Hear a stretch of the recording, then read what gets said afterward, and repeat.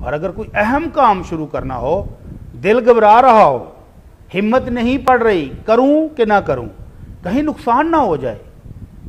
کہیں مجھ پر حملہ نہ ہو جائے، کہیں میرے مال پر حملہ نہ ہو جائے، کہیں میں اس پروجیکٹ میں ناکام اور نامراد نہ ہو جاؤں، بڑے مشورے کیے، بڑی پلاننگ کی، بڑی سوچ بچار کی،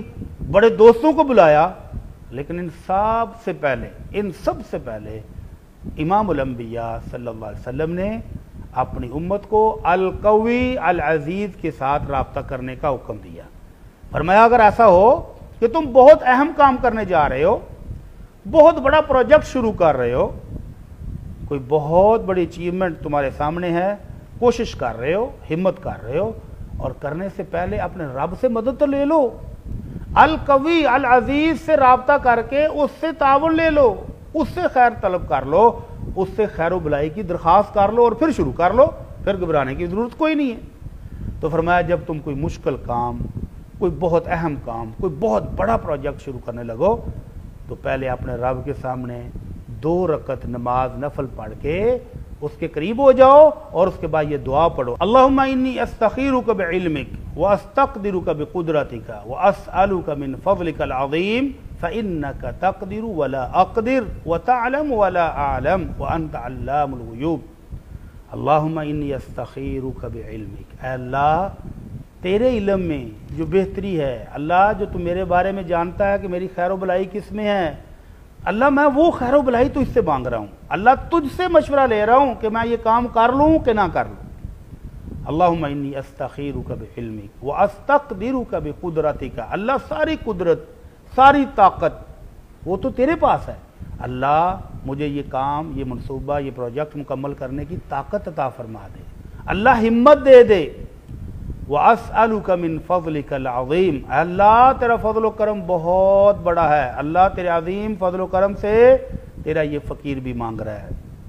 اللہ تجھ سے قدرت مانگتا ہوں، تجھ سے فضل و کرم مانگتا ہوں، اللہ تجھ سے خیر و بلائی مانگتا ہوں، کیوں مانگتا ہوں؟ فَإِنَّكَ تَقْدِرُ وَلَا أَقْدِرُ وَتَعْلَمُ وَلَا أَعْلَمُ، اللہ قدرت تیرے پاس ہے، میرے پاس نہیں ہے، اس لیے تجھ سے مانگ رہا ہوں،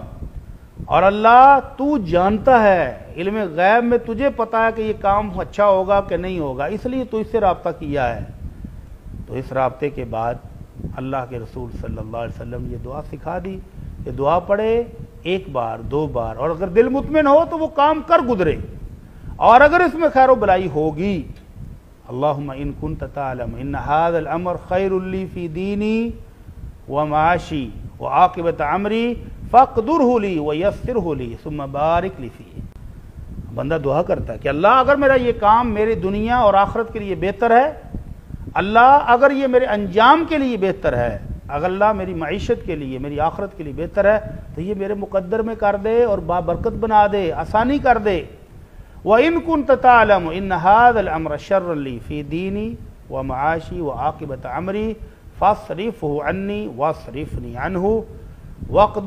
وَاقْدُرْ لِيَ الْخَيْرَ حَيْثُ كَانَ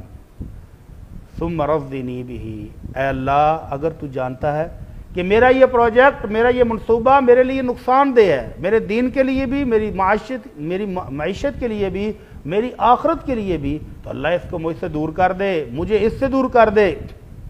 اور خیر و برکت جہاں ہے مجھے وہ عطا کر دے، اور پھر مجھے اس فیصلے پر راضی بھی کر دے۔ تو بندہ جو کمزور ہے، ناتواں ہے، جب اپنے رب سے خیر و برکت مانگ کے، اس سے قوت مانگ کے، جو کہ ان اللہ قوی عزیز، اس قوی اور عزیز سے طاقت قدرت مانگ کے کام شروع کرتا ہے، تو پھر اس کی خیر و برکت آتی ہے۔ اگر یہ پروجیکٹ، یہ منصوبہ، یہ کام اس کے لیے اچھا نہیں ہوگا تو اللہ تعالیٰ اس کو اس کا بہتر عطا فرما دے گا اور اس سے اس کو نجات دے گا۔